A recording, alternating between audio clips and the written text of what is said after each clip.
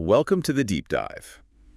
Today, we're getting into something really core, how the beliefs that shape our lives actually change within us. It's this, quiet but really powerful internal evolution. Old ideas fade, new ones emerge. Right. Driven by our own thinking, our own free will, really. Exactly. And we're looking today at a really thought-provoking article by Peter Duke over at thedukereport.com. Yeah, he lays out this fascinating idea that this internal change, when it's healthy, follows a pattern, like a death, resurrection, or rebirth, all happening inside. A death and rebirth of beliefs. Okay, and he connects it to how we examine our own reasoning logos, how we hold it up to scrutiny. Interesting. And Peter Duke's article also gets into the original meaning of consciousness, which I found, well, really eye-opening. Yes, synedesis, the Greek term. Right. It wasn't just about being aware. It was more like knowing with this shared internal moral compass. Exactly, a kind of built-in guide for our beliefs and actions based on inner truth. But Peter Duke's analysis suggests the modern take on consciousness has kind of drifted. Yeah, he argues it's become more abstract, maybe lost some of that moral weight. And the big question the article raises is, does that make us, more easily swayed by external forces trying to shape what we believe? That's pretty much the heart of it. So that's our mission for this deep dive, drawing on Peter Duke's work from the Duke Report. We want to really unpack this natural process and understand how external stuff might try to hijack it. The goal here is to help you strengthen your own internal discernment. Okay, so let's start with that structure of internal change Duke describes. Yeah. He points out pretty simply that when a belief just doesn't fit reality anymore, doesn't match up with our experience, it kind of has to die. To make room for something new. Exactly. It's not always this huge dramatic thing. Often it's subtle, just adapting our understanding bit by bit. And Peter Duke really emphasizes that this shift, this internal thing, it's driven by our own choice. Our own recognition that something's off. And importantly, our sense of moral clarity. It's not meant to be forced on us from outside. Right, not imposed. Precisely. And this is where Peter Duke brings in that parallel with the Passion story, the death, resurrection, rebirth idea. Okay, but he's using it as an analogy, not making a religious point. Exactly. The article is clear on that. It's an analogy for this internal architecture where our reason, our logos, faces this really intense internal scrutiny. What Duke calls krisis, critical discernment. So our own logic gets put through the ringer internally. Yeah, like a tough cross-examination before a new understanding can really take root. Okay.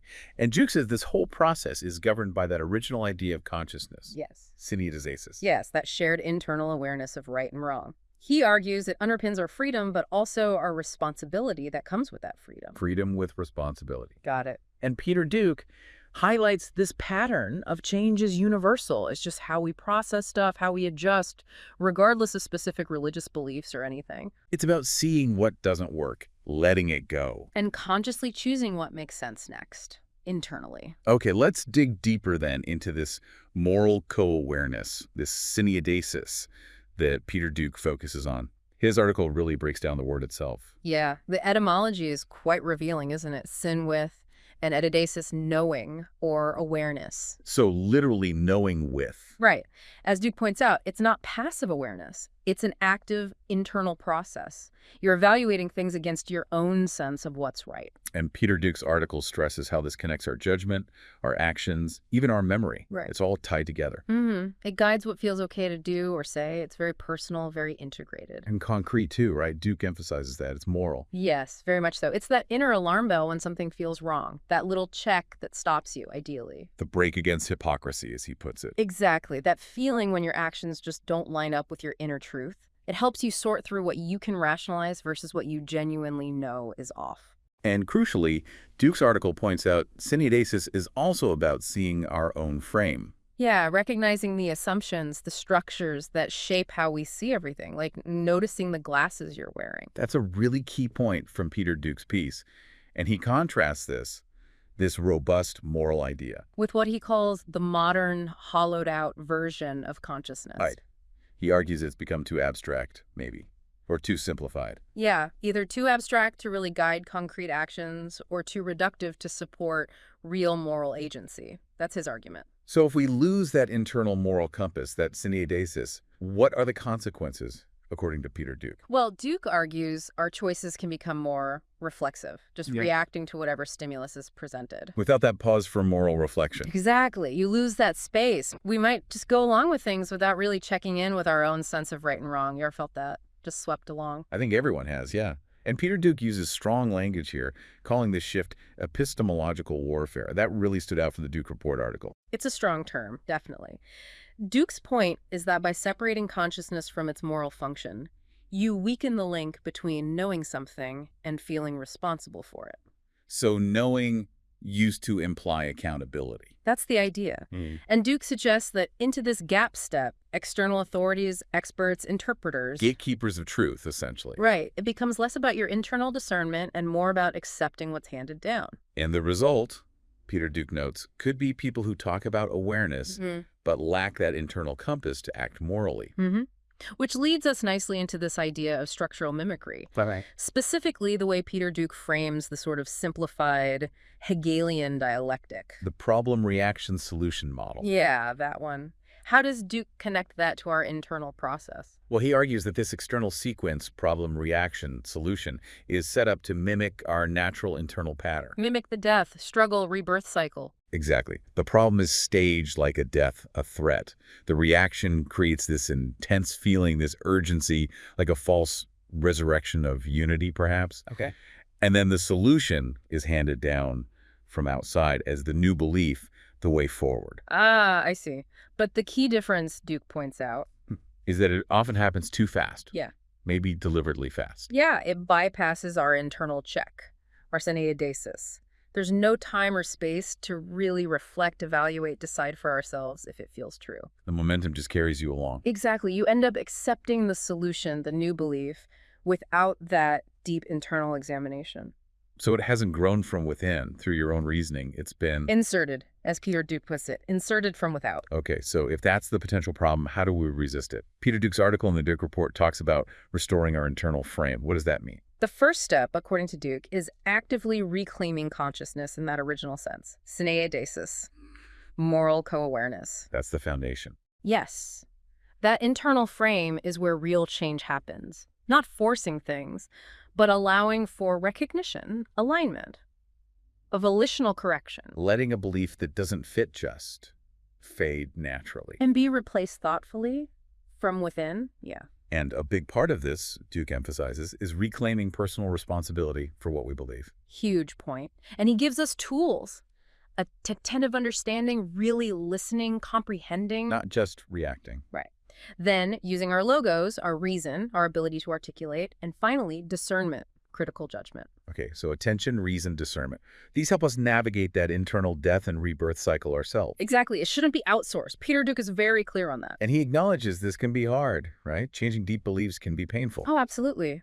Our identities get tangled up in them. But that's where synedesis, understood properly, is protective. How so? It helps us spot when external cues are trying to substitute for our own inner clarity. It lets us question the timing, the motives behind these big pushes. It restores free will as moral direction.